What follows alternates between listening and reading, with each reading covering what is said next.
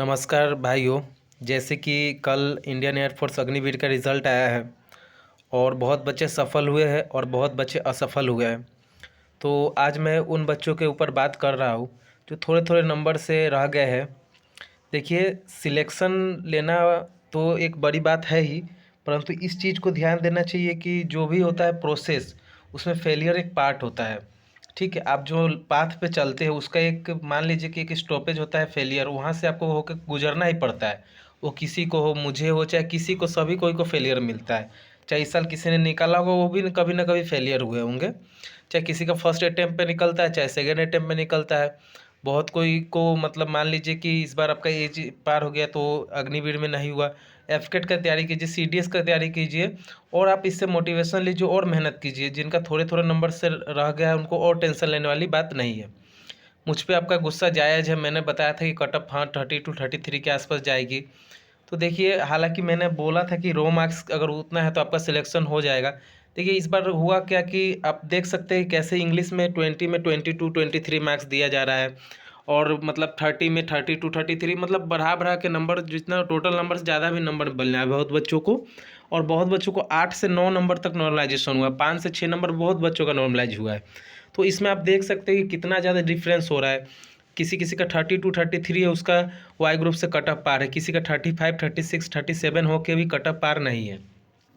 तो यही बताना चाहता हूँ कि आपका गुस्सा जायज़ है मुझ पे कि आप मुझसे इतने दिन तक जुड़े हुए थे और थोड़ा डिसअपॉइंटमेंट लगता है अगर आप मतलब आप क्लियर ना कर पाए तो। लेकिन अब आगे का हमें सोचना है और देखना है कि किस तरह से हम अब आगे सिलेक्शन ले सकते हैं। तो उसी तरह मेरा एक सब्सक्राइबर का ये देखिए, ये भाई को बहुत ही इनके लिए बुरा लगा मुझे। इन भाई का आप नंबर देख सकते हैं, इंग्लिश में 20 में से भाई ने 21 मार्क्स लाए हुए हैं, फिर भी इनका सिलेक्शन नहीं हो पाया है। और इनका एक और बहुत अजीब बात है, देखिए इनका यहाँ 1.5 नंबर से इनको एक्स ग्रुप में है कि 39.5 है और 38 है इनका आया हुआ है, और वाई ग्रुप में भी लगभग 2-2.5 नंबर से इनका छूटा हुआ है। तो दोनों में थोड़े थोड़े से इन्होंने मिस किया है। और इंग्लिश में इनका देख सकते हैं कि कितना अच्छा मार्क्स है, 20 में इनका 21.1 मार्क्स है इनका 20 में। तो देख सकते हैं कि कितना ज़्यादा मार्क्स है इनके इंग्लिश में। तो इस बार ऐसा भी हुआ है बहुत कोई के साथ।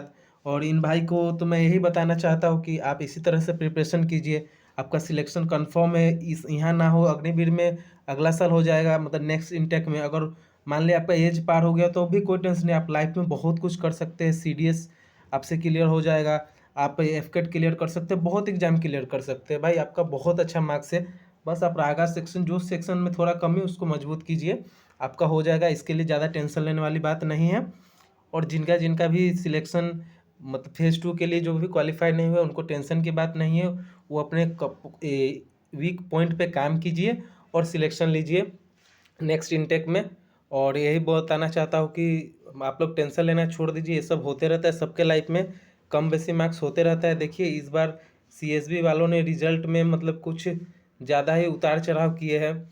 हालांकि ऐसा अमूमन किसी एग्ज़ाम में होता नहीं है, पर इसी कारण है कि मतलब कट ऑफ इतना ज़्यादा चला गया और कुछ बच्चों का सिलेक्शन हुआ है कम मार्क्स पे भी, कुछ बच्चों का ज़्यादा मार्क्स होने के बावजूद सिलेक्शन नहीं हुआ है, और बहुत का सिलेक्शन हुआ है अच्छे मार्क्स से।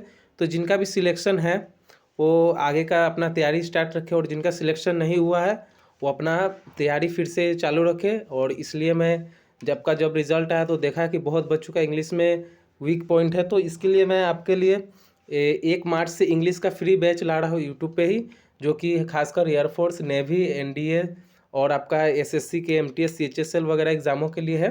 और मैं वहाँ आपका रेगुलर आके आपको क्लास दूंगा और आपका हेल्प करूँगा सिलेक्शन लेने में। Thank you. ऐसे ही आप लोग मेहनत करते रहिए, आपको एक दिन पक्का सिलेक्शन मिलेगा।